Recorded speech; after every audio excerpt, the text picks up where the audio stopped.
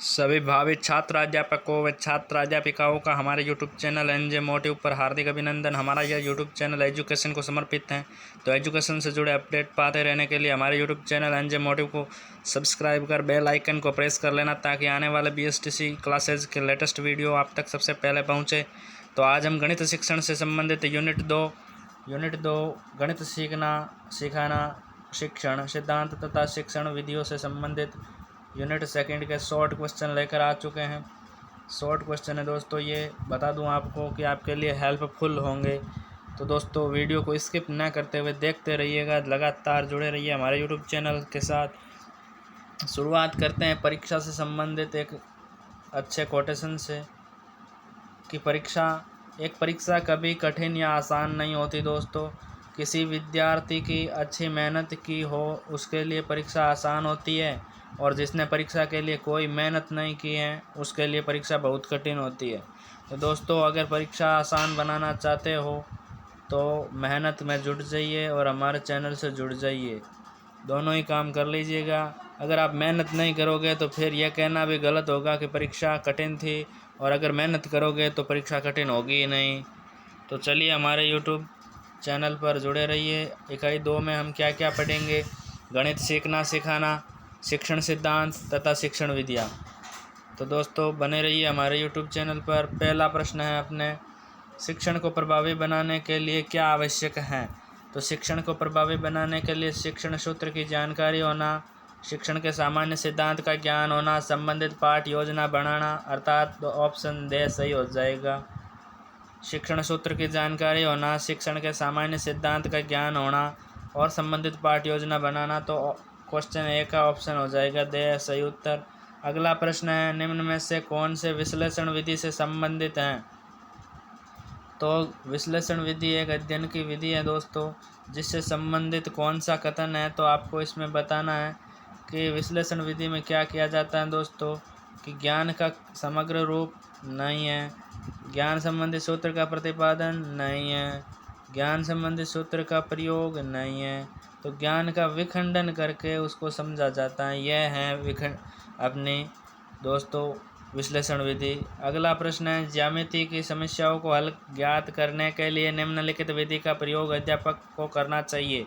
तो ज्यामिति की विधियों को हल करने के अध्यापक को विश्लेषण विधि ऑप्शन ए करेक्ट उत्तर का प्रयोग करना चाहिए। अगले प्रश्न है कि विश्लेषण विधि एनालिटिक मेथड का प्रयोग किन परिस्थितियों में किया जाता है? तो चौथे का उत्तर अपने देखते हैं कि जब किसी साध्य को हल करना हो, जब रेखागणित में किसी रचना का कार्य करना हो, जब अंकगणित में किसी नवीन समस्या को हल करना हो, तो हम विश्लेषण विधि का प्रयोग करेंगे दोस्तों। तो इसमें ऑप्शन दे सही हो जाएगा अपने। ज्ञात से अज्ञात की ओर सिद्धांत कौन सी विधि पर लागू होता है? तो इसमें ऑप्शन से संश्लेषण विधि ज्ञात से अज्ञात की ओर सिद्धांत की तरफ चलती है, जबकि इस एनालिसिस विश्लेषण विधि में आप दोस्तों देख लीजिए कि अज्ञात से ज्ञात की ओर चला जाता है, अज्ञात से ज्ञात की ओर, जबकि इसमें ज्ञात से अज्ञात की ओर। किसी प्रमेय की उत्पत्ति प्रूफ तथा निर्णय की रचना किस विधि द्वारा समझी जा सकती है? तो इसका उत्तर होगा ऑप्शन बे विश्लेषणात्मक विधि द्वारा प्रमेय की उत्पत्ति तथा निर्णय की रचना होती है। जिस विधि में नवीन नियम की स्थापना उदाहरणों द्वारा की जाती है वह विधि कौन सी है दोस्तों? तो वह विधि है अपने आगमन विधि, जिसमें नए नियमों की स्थापना उदाहरणों के द्वारा की जाती है। अगला प्रश्न है, जिस शिक्षण विधि में नियमों का सहारा लिया जाता है वह कौन सी शिक्षण विधि है? तो जिस शिक्षण विधि में नियमों का सहारा लिया जाता है वह निगमन विधि है दोस्तों। नियमों का सहारा निगमन विधि में लिया जाता है, जबकि उदाहरणों का सहारा आगमन विधि में लिया जाता है दोस्तों। बने रहिए हमारे साथ। इसका 8वें का ऑप्शन से हो जाएगा निगमन विधि का उपयोग है। तो निगमन विधि का उपयोग दोस्तों कहाँ है? सूत्रों का प्रयोग करते हैं निगमन विधि में। इसका उत्तर हो जाएगा दे निगमन विधि में सूत्रों का प्रयोग करते हैं। रेखागणित की किसी साध्य थ्योरम का हल ज्ञात करने के लिए कौन सी विधि प्रयोग में ली जाएगी? तो 10वें का उत्तर हो जाएगा आगमन निगमन विधि, अर्थात रेखागणित की किसी साध्य थ्योरम को हल करने के लिए हम आगमन निगमन विधि का प्रयोग करेंगे। अगला प्रश्न है कि ग्रामीण परिवेश के बालकों द्वारा भाग के प्रश्नों को गुणवत्तापूर्ण तरीके से हल करने में प्रयोग में ली जाने वाली विधि कौन सी है? तो 11 में ए हो जाएगा अपने आंशिक भागफल विधि। तो ग्रामीण परिवेश के बच्चे भाग को हल करने के लिए आंशिक भागफल विधि का प्रयोग करते हैं। अब है अगला प्रश्न कि सामान्य से विशिष्ट की ओर का सिद्धांत कौन सी विधि में लागू होता है? तो सामान्य से विशिष्ट की ओर का सिद्धांत निगमन विधि में लागू होता है दोस्तों, जिसमें नियमों के द्वारा अध्ययन किया जाता है। तो निगमन विधि सामान्य से विशिष्ट की ओर चलती है दोस्तों, अर्थात ज्ञात से अज्ञात की ओर। अगला प्रश्न है पहले उदाहरण देना तथा उदाहरणों के आधार पर निष्कर्ष निकालना, ये प्रक्रिया संबंधित है। तो ये आगमन विधि से संबंधित हैं दोस्तों, क्योंकि हमने पढ़ा कि उदाहरणों का प्रयोग किस में होता है? आगमन में, और निगमन में न्याय से नियमों का प्रयोग होता है। तो दोस्तों विशेष तौर पर ध्यान रखिएगा आगमन, निगमन और संश्लेषण विश्लेषण विधियों का, इसके संबंध में आपको प्रश्न अवश्य मिल जाएगा, ये मैं आपके साथ दावा करता हूँ। गणित विषय में खेल एवं मनोरंजन का महत्व यह है कि इससे क्या होता है? गणित विषय में खेल व मनोरंजन का क्या महत्व है? तो 14वें में हो जाएगा गणित के प्रति रुचि जागृत करने में खेल का महत्व है। इनको व्यस्त रखने में नहीं सहायता मिलती है, प्रश्न हल करने में यह भी कम है, लेकिन गणित शिक्षण सरल हो जाता है, यह भी कम है। इसकी बजाय इम्पोर्टेंट है रुचि जागृत हो जाना। तो 14वां में दे हैं अपने की रुचि जागृत हो जाना महत्वपूर्ण है। 15वां प्रश्न देखिए बालक किस खेल में बल व दूरी से संबंध का ज्ञान करता है? कौन सा खेल है जिसमें बालक को बल एवं दूरी का ज्ञान होता है? तो इसमें गुल्ली डंडा है, जिसमें बालक बल व दूरी दोनों का ज्ञान समायोजन करता है। आप भी गिल्ली डंडा खेल चुके होंगे, भले ही आपको भी पता होगा कि इसमें दूरी का समायोजन करना कितना महत्व रखता है। गणित की चारों मूलभूत क्रियाओं जोड़, बाकी, गुणा, भाग का ज्ञान कराया जा सकता है। तो दोस्तों 16वें क्वेश्चन का उत्तर होगा अपने रोलेत में। गणित की जोड़, बाकी, गुणा, भाग का अध्ययन किया जाता है, रोलेत में कराया जा सकता है।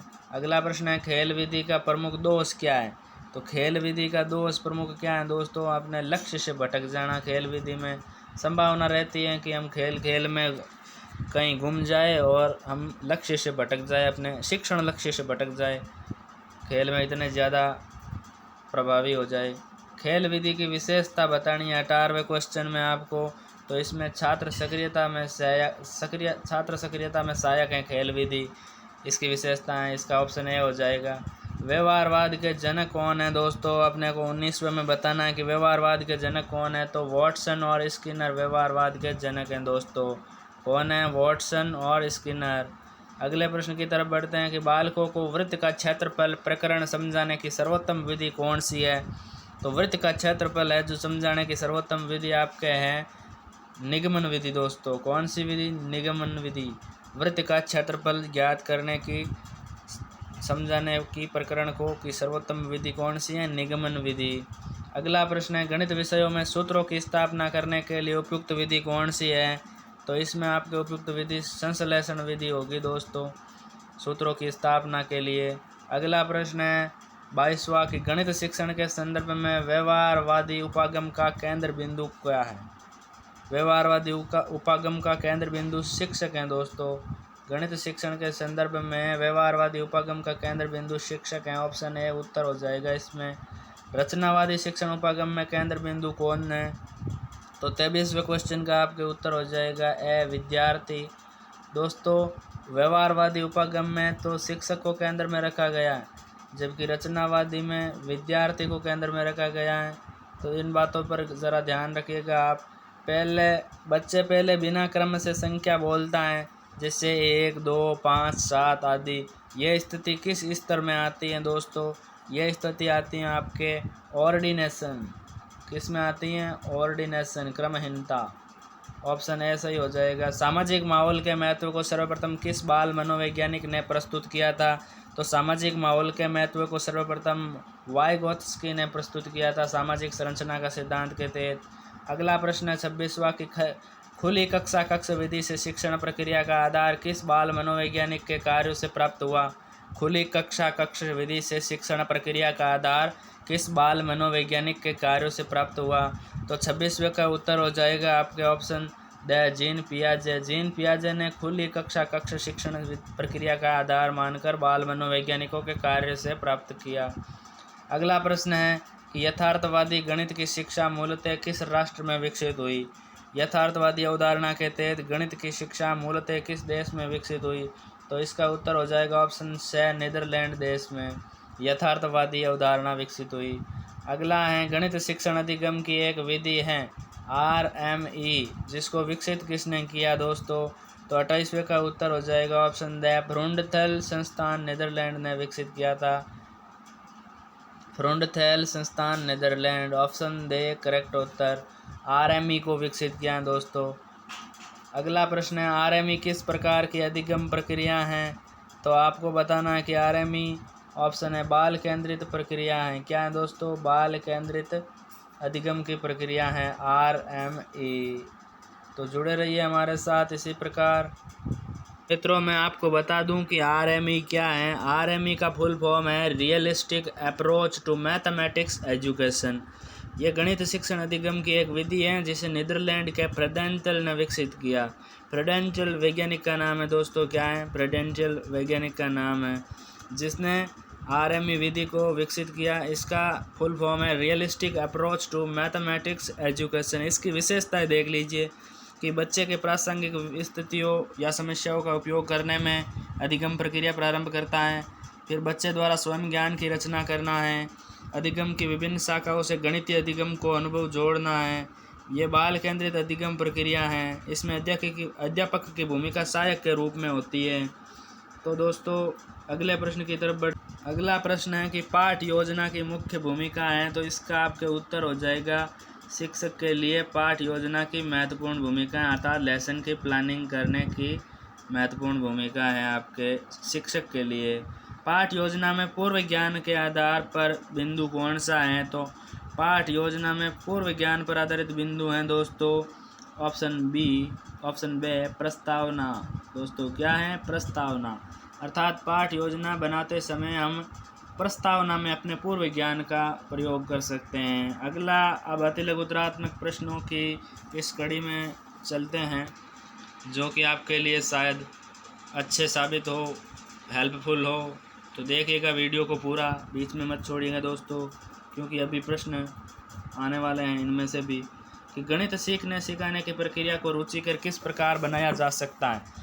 तो इसका उत्तर इस प्रकार लिखेंगे कि अवधारणाओं को सीखने में प्रक्रिया को जीवन के वास्तविक परिस्थितियों से जोड़ने व उपयोग करने की कुशलता का विकास करके गणित सीखने सिखाने की प्रक्रिया को अधिक अर्थपूर्ण, प्रासंगिक और रुचिकर बनाया जा सकता है। कैसे?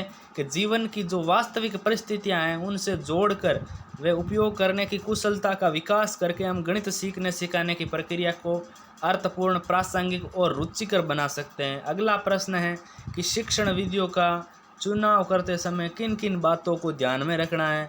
तो शिक्षक को शिक्षण के समय ऐसी शिक्षण विधियों का चुनाव करना चाहिए जो उपयुक्त व प्रभावकारी हो तथा विद्यार्थियों में विषय से संबंधित कौशलों, क्षमताओं और योग्यताओं के विकास में सकारात्मक व अधिकतम योगदान दे सके। ऐसी शिक्षण विधियों का हमें चयन करना है अगर हम अध्यापक बनते हैं तो भावी जीवन में भी। अगला प्रश्न है कि शिक्षण विधियों को प्रभावित करने वाले कारक कौन कौन से हो सकते हैं। तो मेरे मित्रों गणित विषय में शिक्षण विधियों को प्रभावित करने वाले कारक हैं गणित विषय की विषय वस्तु की प्रकृति, फिर गणित शिक्षण के उद्देश्य व लक्ष्य, फिर गणित की पाठ्यचर्या, फिर शिक्षक से संबंधित कारक, फिर विद्यार्थी से संबंधित कारक। ये गणित शिक्षण में शिक्षण विधियों को प्रभावित करने वाले कारक हैं, जैसे विषय वस्तु की प्रकृति, गणित शिक्षण के उद्देश्य व लक्ष्य, गणित पाठ्यचर्या, शिक्षक से संबंधी कारक और विद्यार्थी से संबंधी कारक। ये बड़े प्रश्न में भी आपके हेडिंग के लिए काम आ सकता है दोस्तों, यहाँ से ध्यान रखिएगा। अगला प्रश्न है प्राथमिक स्तर पर गणित में सामान्य रूप से किन शिक्षण विधियों का प्रयोग किया जाता है।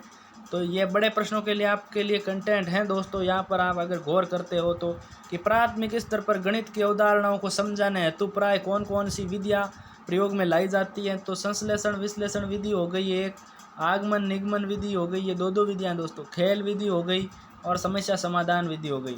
हम प्राइमरी लेवल पर इन विधियों का प्रयोग करें तो बालक गणित से अधिक रुचि स्थापित कर पाएंगे और अधिक लगाव जोड़ पाएंगे गणित के साथ।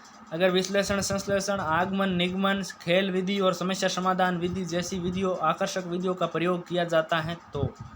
अगला प्रश्न देखिए। अगला प्रश्न है कि आगमन विधि की परिभाषा दीजिए दोस्तों। आगमन, निगमन, संश्लेषण, विश्लेषण, इन चारों विधियों में से एक की परिभाषा जरूर पूछी जाएगी, तो ध्यान लगा कर देखिए कि आगमन विधि क्या है। जब कभी छात्रों के सम्मुख अनेक तथ्य, उदाहरण, क्रियाएं तथा वस्तुएं प्रस्तुत करते हैं, उसके पश्चात बालकों से स्वयं उनके निष्कर्ष निकलवाने का प्रयत्न करते हैं, तो शिक्षण को आगमन विधि कहते हैं। दोस्तों आगमन के क्या नियम है कि उनमें पहले उदाहरण प्रस्तुत कर दिए जाते हैं, जबकि निगमन में पहले नियम बताए जाते हैं। तो आगमन में क्या होता है कि उदाहरण के द्वारा निष्कर्ष निकाल के नियम बनाए जाते हैं। तो ये शिक्षण विधि है, आगमन विधि वेरी वेरी इंपॉर्टेंट है दोस्तों मेरी नज़रों में। अगला है गणित शिक्षण में खेल व मनोरंजन का क्या महत्व है। तो गणित शिक्षण को खेल या मनोरंजनात्मक विधि से रोचक, बोधगम्य एवं प्रभावी बनाया जा सकता है। अगला प्रश्न, गुल्ली डंडा व सांप सीढ़ी द्वारा गणित की कौन कौन सी अवधारणाओं को समझाया जा सकता है, चर्चा करें। गुल्ली डंडा खेल की शिक्षक उपयोगिता। गुल्ली डंडा खेल की शिक्षक उपयोगिता, तो आंख व हाथ में समन्वय स्थापित होता है गुल्ली डंडे से। आंखों में और हाथों में समन्वय स्थापित होता है गुल्ली डंडा खेल में। बालक दूरी मापन सीख जाता है, दूरी के अनुमान को सीखता है और बल व दूरी में संबंध भी स्थापित कर लेता है कि कितने जोर से, कितने बल लगाने पर कोई चीज़ कितनी दूरी माप सकती है। और बालक जोड़ना, घटाना, गुणा की गणना करना भी सीख जाता है। वस्तु पर डंडा मारना, बचाव व हमला करना सीखता है। स्पष्ट है कि प्रत्येक स्तर पर जोड़, बाकी व गुणा पढ़ाने के लिए ये सब उपयुक्त खेल हैं। तो देखिए ये हो गया गुल्ली डंडा का उपयोगिता। तो अब सांप सीढ़ी की उपयोगिता देख लीजिएगा मित्रों कि सांप सीढ़ी खेल की शैक्षिक उपयोगिता का क्या है कि गणित की चारों मूलभूत क्रियाओं का ज्ञान करा दिया जाता है। जोड़, बाकी, गुणा, भाग, चारों मूलभूत इकाइयों का ज्ञान करा के फिर वर्गमूल का भी ज्ञान हो जाता है ज़्यादातर इसमें। अगला प्रश्न है, व्यवहारवादी उपागम गणित शिक्षण को किस रूप में देखता है। तो हमने इसमें पहले भी पढ़ा था, इसमें शिक्षक को केंद्र में रखा जाता है व्यवहारवादी विधि में। व्यवहारवादी उपागम गणित शिक्षण को कौशलों का एकत्रीकरण करने के रूप में देखता है। इसके अनुसार सभी आवश्यक कौशल सीखकर गणित को सीखा जा सकता है। अगला है कि व्यवहारवादी किन कौशलों की अवहेलना करता है। तो व्यवहारवादी दोस्तों कौन कौन से कौशलों की अवहेलना करता है। व्यवहारवादी आंतरिक कौशलों जैसे चिंतन, व्याख्या, विश्लेषण कौशल की अवहेलना करता है। अगला प्रश्न है, पियाजे के अनुसार संख्याओं का ज्ञान किन स्तरों में होता है। तो पियाजे क्या बताते हैं दोस्तों कि संख्याओं के ज्ञान किस क्रम में होता है। तो पियाजे के अनुसार ऑर्डिनेशन क्रमिकता, जिसमें बालक बिना क्रम के ही बोलता है, जैसे 2, 4, 7, 8। फिर कोऑर्डिनेशन सहसंबंध होता है, फिर कंजर्वेशन संरक्षण होता है। ये पियाजे द्वारा संज्ञाओं के ज्ञान के स्तर बताए गए हैं। तो दोस्तों इन पर भी गौर फरमाइएगा। अगला प्रश्न है, वाइगोत्स्की के सिद्धांत के मुख्य तथ्य बताइए। तो वाइगोत्स्की के सिद्धांत में दो बातें अंतर्निहित थी। एक, संज्ञानात्मक विकास सामाजिक अंतःक्रिया से उपजता है। दूसरा, हमारी समझ की प्रक्रिया सांस्कृतिक संदर्भ में और साझी समझ के तहत होती है। अगला प्रश्न है कि शिक्षा के अधिकार कानून 2009 के आलोक में गणित विषय को किस स्तर तक अनिवार्य विषय के रूप में स्वीकार किया गया दोस्तों। तो शिक्षा के अधिकार अधिनियम कानून 2009 के आलोक में गणित विषय को किस स्तर पर अनिवार्य विषय के रूप में स्वीकार किया गया। तो इसका उत्तर होगा, शिक्षा के अधिकार अधिनियम कानून 2009 के आलोक में गणित विषय को माध्यमिक स्तर तक अर्थात 10th क्लास तक अनिवार्य विषय के रूप में स्वीकार किया गया। अर्थात माध्यमिक लेवल तक गणित को कंपलसरी कर दिया गया 2009 के अंतर्गत। फिर है कि गणित शिक्षण अधिगम प्रक्रिया में कठिनाइयाँ उत्पन्न होने के क्या क्या कारण हैं। गणित के लिए हम जो अधिगम की शिक्षण योजना बनाते हैं उनमें कठिनाइयाँ क्यों उत्पन्न होती हैं, क्या क्या कारण हो सकते हैं दोस्तों। गणित शिक्षण अधिगम प्रक्रिया के दौरान बहुत सी कठिनाइयाँ उत्पन्न हो जाती हैं, जिनके कई कारण हो सकते हैं, जैसे बच्चों की अधिक संख्या होना, जैसे बच्चों की अधिक संख्या होना, अपर्याप्त भौतिक संसाधन है, कक्षा की रचना है आदि। ये गणित शिक्षण में कठिनाइयाँ हैं दोस्तों। जैसे क्या क्या कठिनाइयाँ हैं? अधिक संख्या में बालकों की होना, अपर्याप्त भौतिक संसाधन है, कक्षा की रचना है। इन कठिनाइयों एवं समस्याओं के कारण शिक्षण अधिगम की प्रक्रिया प्रभावित हो सकती है तथा अधिगम उद्देश्यों की प्राप्ति भी वांछित रूप में नहीं हो पाती है दोस्तों। अगले प्रश्न की तरफ बढ़ते हैं कि गणित शिक्षण के दौरान उत्पन्न होने वाली समस्याओं के 4 संभावित कारक क्या क्या हैं, लिखिए। जो समस्या उत्पन्न होती है ना, उनके संभावित कारण पूछे गए हैं आपसे। तो 4 संभावित कारण इस प्रकार हो सकते हैं कि गणितीय अवधारणाओं को क्रमबद्ध रूप में न सीखना। अगर हम गणितीय अवधारणाओं को क्रमबद्ध रूप से नहीं सीख पाते हैं तो समस्या उत्पन्न होती है। फिर कक्षा का भौतिक वातावरण भी समस्या बन सकता है। फिर अध्यापक का विषय के प्रति रुझान व दक्षता, अध्यापक की दक्षता कितनी के विषय में। फिर उपयुक्त मूल्यांकन पद्धति का अभाव, बच्चा कितना सीख रहा है, कैसे सीख रहा है, कौन सी शिक्षण विधि प्रभावी है, यह जानने के लिए उपयुक्त उचित मूल्यांकन पद्धति का अभाव होना भी शिक्षण के दौरान उत्पन्न समस्याओं का कारण बन सकता है। अगला प्रश्न देखिए अपने कि एक कक्षा में निम्न प्रश्न दिया गया, 26 + 49 बराबर क्या होगा, जिसका बच्चों ने हल किया। तो बच्चों ने लिखा 26 + 49 बराबर 615। बच्चों द्वारा हल किए गलत हल का संभावित कारण क्या हो सकता है इसमें कि बच्चों ने गलत हल कैसे किया दोस्तों 26 + 49 49 का। तो बच्चों ने यहाँ 9 और 6 को जोड़कर 15 लिखे होंगे, फिर 4 और 2 को जोड़कर 6 लिखे होंगे। तो बच्चों में कौन से ज्ञान का अभाव है? बच्चों में संख्याओं की मात्रात्मक समझ के अभाव के चलते तुलना करने में अक्षम है बच्चे। इकाई दाई की अवधारणा, मेन बात यह है कि इकाई दाई की अवधारणा में स्पष्टता नहीं है। इकाई दाई की अवधारणा स्पष्ट नहीं है, इसलिए उन्होंने हासिल वाली योग प्रक्रिया मालूम नहीं है उनको। क्या है दोस्तों? इकाई दाई की अवधारणा स्पष्ट नहीं है और हासिल वाली योग प्रक्रिया मालूम नहीं है। अगले प्रश्न की तरफ बढ़े कि यदि अध्यापक को गणित की प्रक्रिया, लक्ष्य व उद्देश्य की जानकारी नहीं होगी तो गणित शिक्षण पर क्या प्रभाव पड़ेगा दोस्तों? यदि अध्यापक को गणित की प्रकृति, उसके लक्ष्यों, गणित के शिक्षण के उद्देश्यों की उचित जानकारी नहीं है तो उनका गणित शिक्षण दिशाहीन व उद्देश्यहीन हो जाएगा।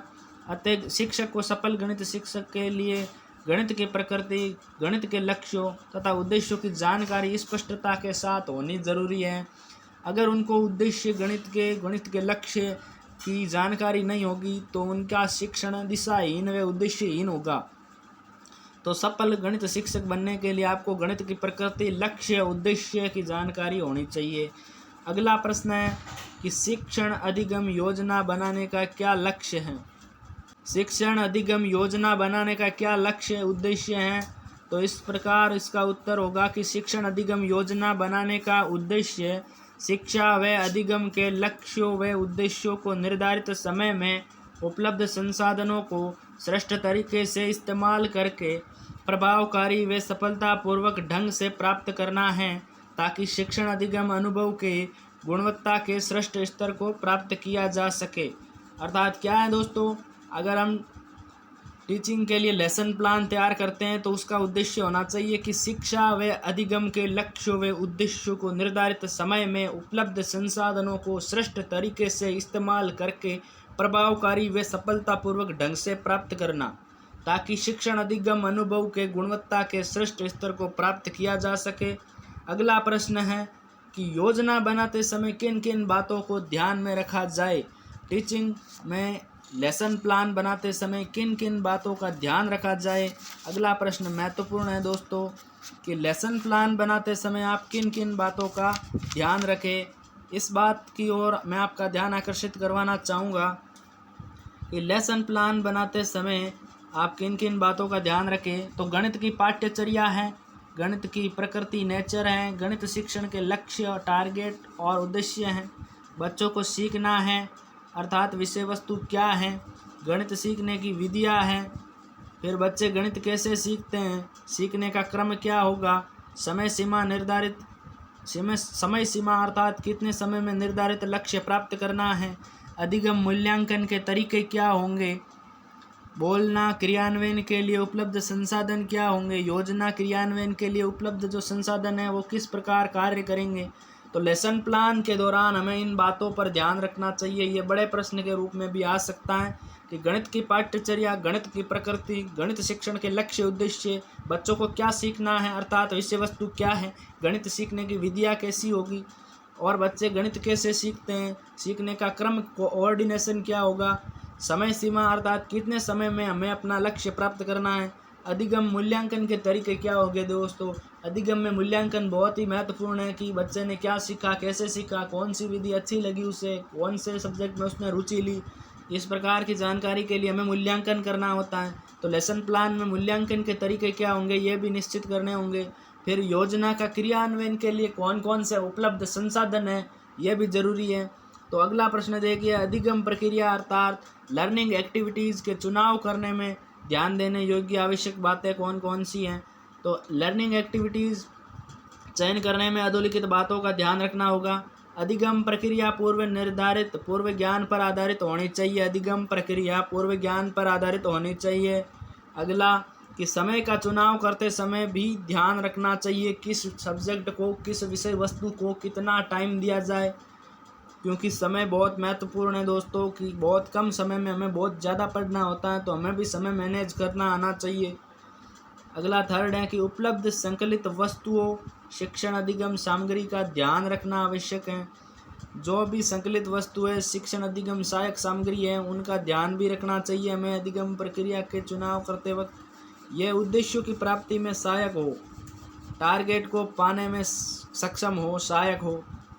अगला है कि चुनाव बालकों के द्वारा ही होना चाहिए, किसी कौन सी अधिगम प्रक्रिया के लिए कैसी विधि हो, चुनाव बालकों के द्वारा ही होना चाहिए, इससे बालक अधिक क्रियाशील रहते हैं दोस्तों। अधिगम प्रक्रिया के चुनाव में चुनाव बालकों के द्वारा ही होना चाहिए, इससे बालक अधिक एक्टिव रहते हैं दोस्तों।